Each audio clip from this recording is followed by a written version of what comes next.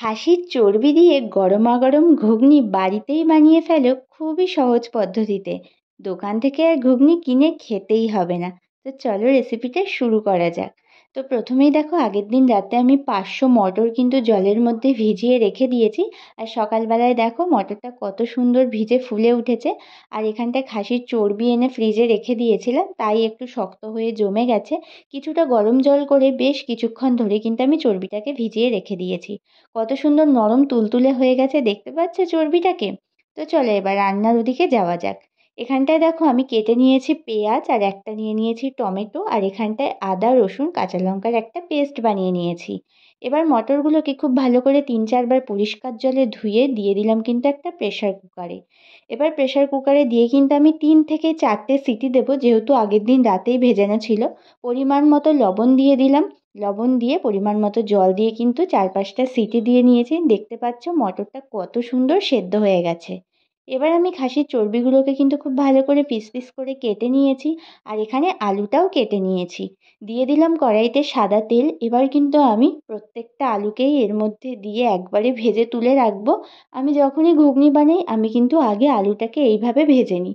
অনেকে আছে আলুটাকে মানে মটরের মধ্যে সেদ্ধ করে নেয়, কিন্তু আমি সেভাবে করি না। তো এবার আমি আলুটাকে ভেজে নিচ্ছি। কিছুটা পরিমাণ লবণ দিয়ে দিলাম, আর দিয়ে দিলাম কিছুটা পরিমাণ হলুদ। এরপরে খুব ভালো করে দেখো ভেজে নিয়েছি। আলুটাও প্রায় লাল লাল করে ভাজা হয়ে গেছে। এবার কিন্তু আমি আলুটাকে একটা আলাদা পাত্রের মধ্যে তুলে নিচ্ছি একটা হাতার সাহায্যে। যেহেতু আলু ভেজেছি কড়াইতে তেল অনেকটাই কমে গেছিলো। আবারও দিয়ে দিলাম কিছুটা তেল দিয়ে কিন্তু এর মধ্যে দিয়ে দিলাম পেঁয়াজ কুচিটা। পেঁয়াজ কুচিটা দিয়ে তারপর দিয়ে দিলাম টমেটো কুচি। খুব ভালো করে এবার কিন্তু বেশ কিছুক্ষণ নাড়াচাড়া করে দিয়ে দিলাম আদা রসুনের যে পেস্টটা ছিল সেই পেস্টটা। এবার কিন্তু খুব ভালো করে কষিয়ে নিতে হবে। তারপর দিয়ে দেবো বাদবাকি মশলাগুলো, যেগুলো প্রথমেই দিয়ে দিলাম নুন।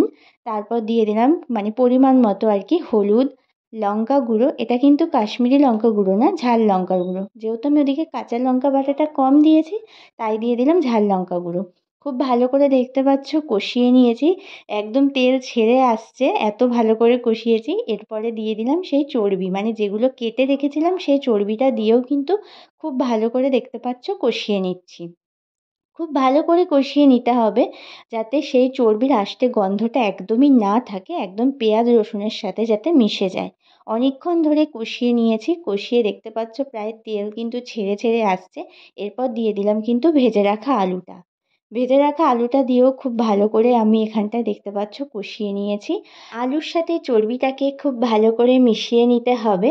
তারপর এর মধ্যে আমি দিয়ে দেবো আগে রেখে, মানে আগে থেকে যেই মটরটাকে আমি সেদ্ধ করে রেখেছি সেই সেদ্ধ মটরটা। মটরটাও এর মধ্যে দিয়ে দিলাম। এবার কিন্তু আর কষাবো না, এবার একটুখানি নাড়াচাড়া করে এর মধ্যে দিয়ে দেবো পরিমাণ মতো জল। চলো এবার একটু ঘুগনিটাকে ফুটতে দেয়া হোক। এবার একটু ফুটে আসার পর তারপর তোমাদেরকে দেখাচ্ছি যে ফাইনালি লুকটা কেমন লাগলো। তো দেখতে পাচ্ছ ঝোল কিন্তু এতটাই রয়েছে, যেহেতু আগে থেকেই মটরটা সেদ্ধ ছিল তাই বেশি ঝোল দিইনি। আর ঘুগনিটা আমার মানে হয়েই এসছে। এবার ঘুগনিটাকে আমি নামিয়ে নেব। কত সুন্দর এসছে দেখে বুঝতেই পারছো। যেহেতু অনেকটাই ঘুগনি তাই আমি একটা বড় গামলার মধ্যে কিন্তু নামিয়ে নিয়েছি। তো চলো এবার চলে যাই রুটি বানাতে। এখানটায় গরম গরম ফুলকো ফুলকো রুটিও বানিয়ে নিয়েছি। ভেবেছিলাম লুচি করব, যেহেতু খাবে না আর কি, লুচিটা আমার বড় অতটা পছন্দ করে না, তাই রুটি। তো এটাই হচ্ছে রাতের ডিনার। কেমন লাগলো জানিও।